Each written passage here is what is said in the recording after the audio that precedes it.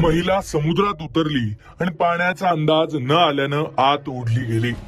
पोहता येत नसल्यानं महिला पाण्यात बुडू लागली. पण तरुणानं जीवाची पर्वा न करता या महिलेचे प्राण वाचवलेत.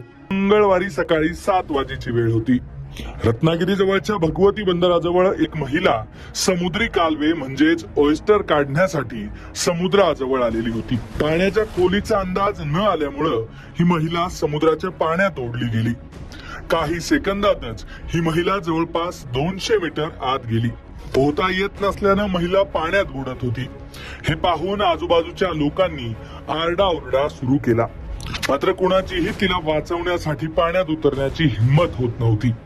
याच वेळेला तिथं आंतरराष्ट्रीय जलतरण प्रशिक्षक महेश मिल्के, त्यांची पत्नी गौरी मिल्के आणि मुलगा करण हे जलतरणपटूंना प्रशिक्षण देण्याचं काम करत होते.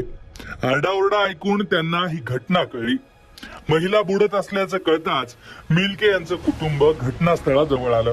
महेश मिल्के यांनी आपल्या मुलाला महिलेला वाचवण्यासाठी पाण्यात उडी घ्यायला सांगितली. मुलगा करण मिल्के यानं कोणताही विचार न करता पाण्यात उडी घेतली. काही सेकंदातच करण त्या महिलेजवळ पोहोचला. त्यानं आपल्या जवळ असलेल्या ट्यूबच्या मदतीनं त्या महिलेला आधार देण्याचा प्रयत्न केला.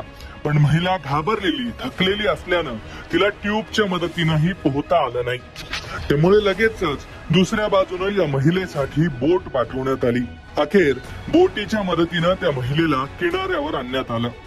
या महिलेवर सध्या रुग्णालयात उपचार सुरू आहेत. पण एका 18-19 वर्षाच्या तरुणानं या महिलेचे प्राण वाचवल्यामुळे सध्या त्याचं चांगलंच कौतुक होतंय.